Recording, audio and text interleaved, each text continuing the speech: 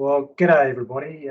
This is certainly interesting times for all of us, and as far as I'm concerned, the notion of me staring into a computer screen while somebody's recording it on the other end is really quite foreign and pretty uncomfortable. But look, I'm really pleased that I got asked by Kaya Bowen, she'll pay for it later, to speak to you all online.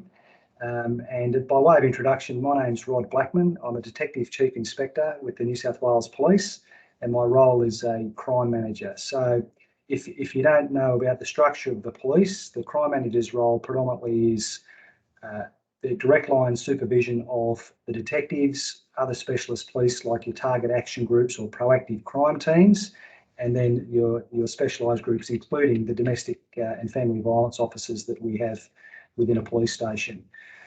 By way of portfolio, I own the responsibility for all criminal investigations around the police station. So from the highest end to the matters that the detectives would get in to the largely volume domestic violence matters that our general duties police attend on any one given day.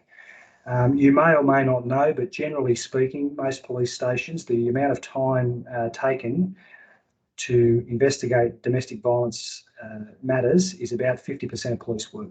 So it is a huge issue for us corporately, and that's why certainly the Commissioner and his senior executive team, flowing all the way down to positions like mine, are of the view that it needs to be taken very seriously because of it. And the reasons are obvious. The domestic homicide rate is still the highest single factor we have with our homicide rates.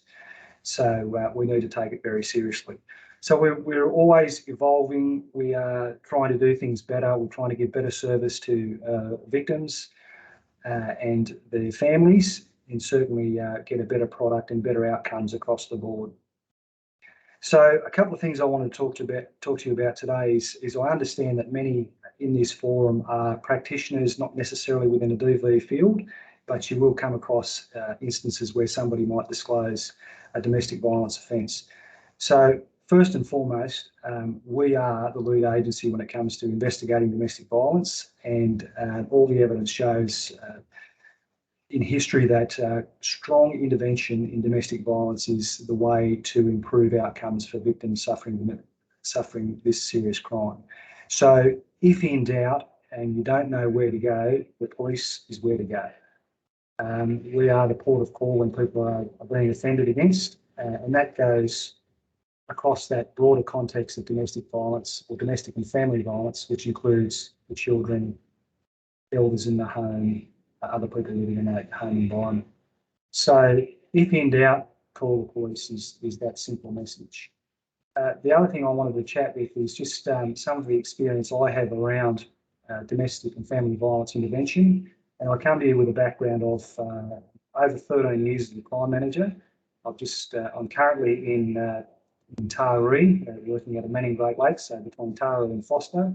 Although my background is indicative of the Italian Dolomites, where I'd probably rather be, this is where I am in Taree, Manning Great Lakes. I've been here for about 3 years. Prior to that, I spent 10 years as a crime manager in Dubbo. And before that, I was a police prosecutor and a detective for many, many years before that.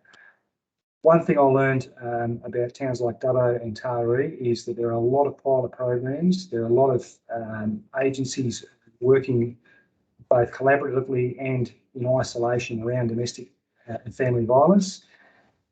But the best programs work when we work together and really focus on the core issues behind some of these terrible crimes being committed in our community.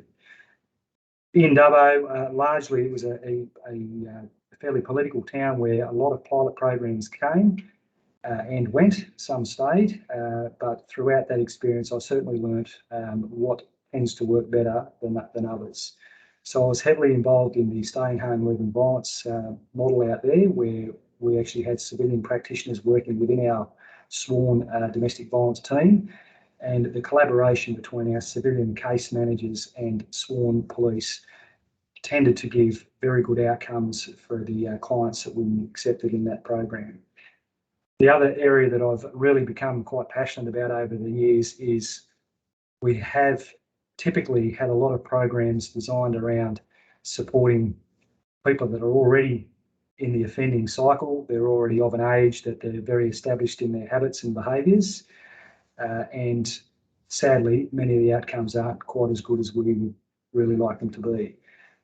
Having a look around the world, and I've studied quite a few of the models around the world, it's interesting to see what goes on in other places, and I've been very impressed with some of the models around the world that really look at early intervention. And I think it doesn't take a rocket scientist to work out that if we can improve the outcomes for our babies of today, then the police response and agency response in years to come will be reduced significantly. And certainly some of the models around the world that are doing a lot more early intervention, then they tend to have better outcomes down the track. Not very typical of somebody who's made a career out of locking up crooks and catching bad guys, but certainly it's where I'm leading that. I'm hoping that some of the decisions and programs I'm involved in now, I may not see the results, and I'd make no apology for that.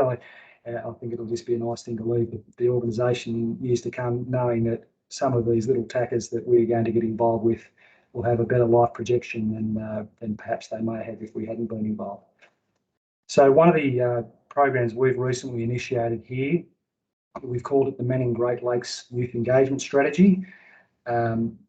It's modelled on another model that I'm a very big fan of, which is the safety action meeting, the domestic violence safety action meetings, which I've seen in both of the locations after the last 7 or 8 years that they've been going, work very, very well. And that's the collaborative approach around risk and getting together and discussing these cases that are often quite complex and being able to solve the problems and get better outcomes.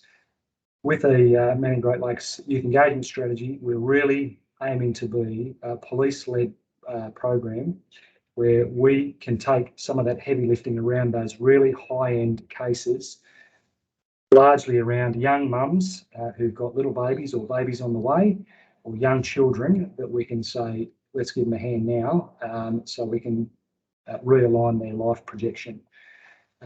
Again, not quite our normal business, but it's something I'm very passionate about, and fortunately I've got the support of my commander to get this up and running.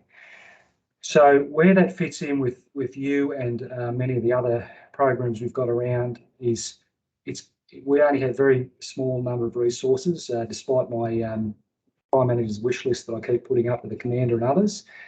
But ultimately, we're looking for those cases where potentially a young lady needs a bit more support by way of the enforcement arm of what we can do in order to really assist with them embedding some better life practices and better outcomes for their children and themselves, of course.